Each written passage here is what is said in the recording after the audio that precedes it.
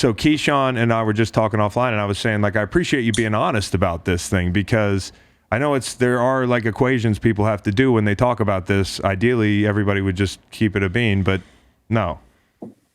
No, that's not how it is. And I think when you look at it, though, right, people, they're not secure in their own space. And when you start thinking about guys questioning authority figures as head coaches and front office guys, who are the guys, right? I was a 6-year, I think I was in my 6th year as a veteran, but I was number 1 overall pick.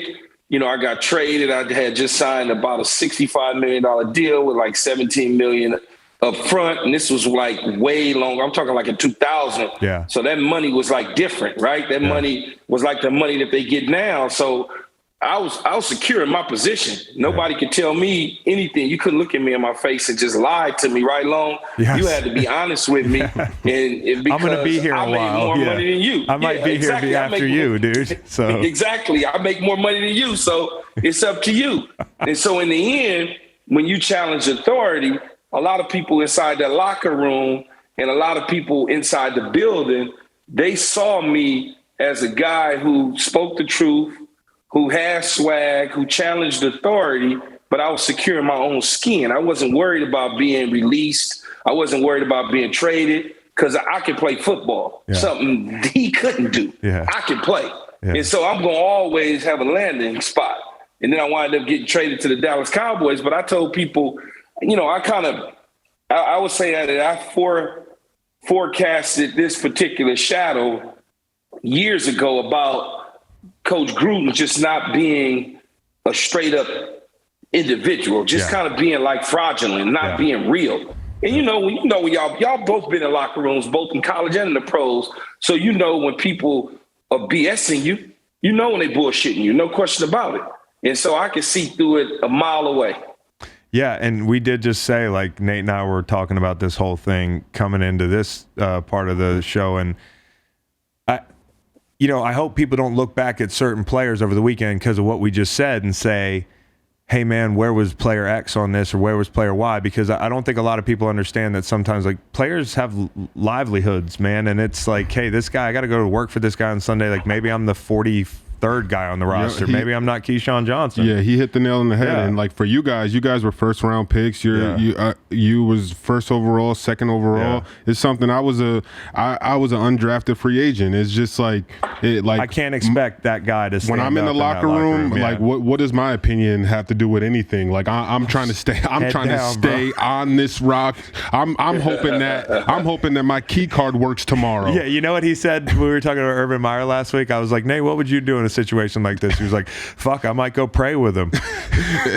Like, see if he needs me to hold his hand. He needs a friend right now. Like everyone's shitting on him. He needs a friend. Because you're not thinking like me, which is like in my experience, I could say what I wanted. And so like I hope people at home aren't thinking like, what was the 40th guy on the Raiders doing, not speaking out against John? So well, it ain't even that long, right? Not even the 40th guy. So rosters are made up of different ways and different people. Coaches have a pulse for what that locker room is, right? And John made that locker room up the way he wanted it to be. The coaching staff, the way he wanted it to be. So nobody gonna question that because remember, he made that locker room up. Yeah. He didn't make our Tampa Bay locker room up. Rich McKay and Tony Dungy made that locker room up. So the personalities, Warren Sapp, Simeon Rice, Keyshawn Johnson, Derek Brooks, we was the leaders of that locker room. So we were the authority figure, not him. Yeah. So he eventually had to remove Warren Sapp, Keyshawn Johnson, John Lynch. He pushed on from us after we won the Super Bowl because it was like, in the end, it was like, well, no, I won the Super Bowl. I got to take control of this situation now. Even to a point where he didn't even necessarily pick the coaching staff. The coaching staff, especially on the defensive side of the ball, was already there because that was Coach Dungy's crew. Yeah. When Dungy got fired, he left Monty Kiffin them behind. That had nothing to do with Coach Gruden. Yeah. And then the offensive line coach was actually hired by Bill Parcells, who wound up not taking the job a few weeks later. So it was kind of like he just brought his body and a handful of his people.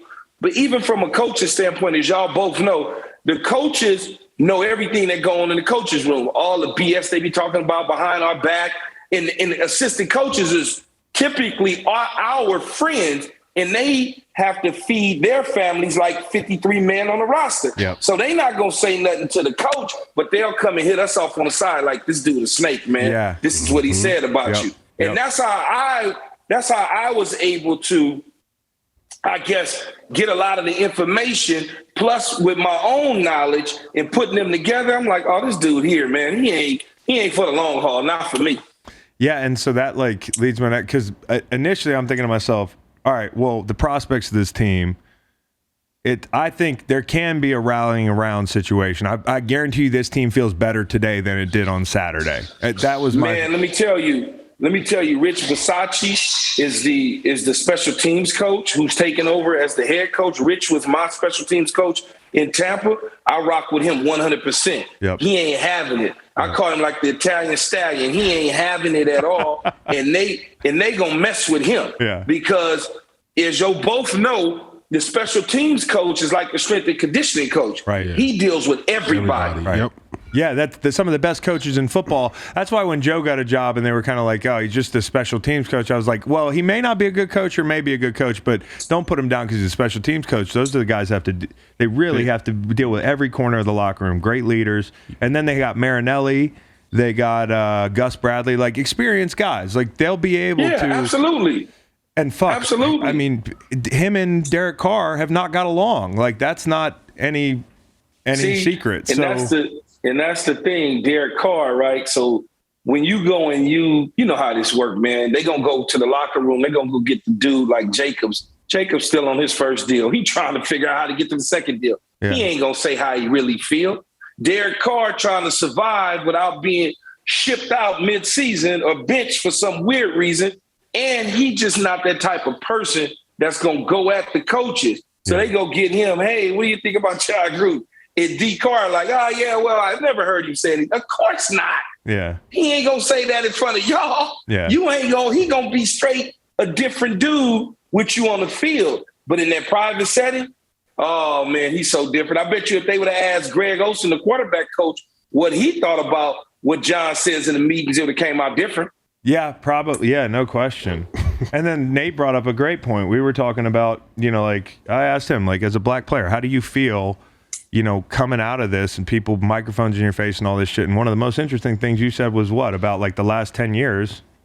It's the last 10 years. If you were ever a coach trying to get a job under him, if you were ever a black player, if you ever had any inkling like that you were not maybe getting the fair share or your fair try. Marquette King. The Marquette King situation that said 100%. Something about his personality.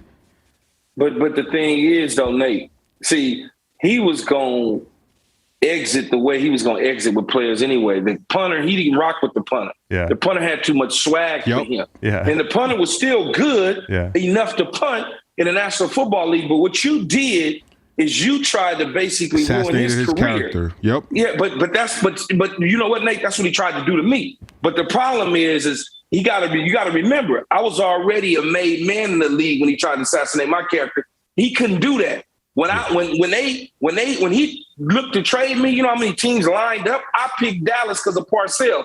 But literally, every team in the NFL was trying to knock on the door because they like, wait a minute, man.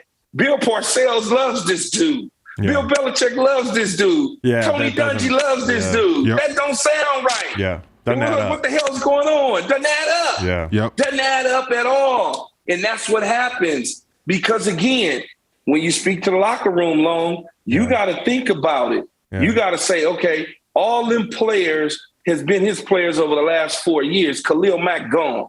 Amari Cooper gone. He didn't want to fool with dudes that wasn't his guys.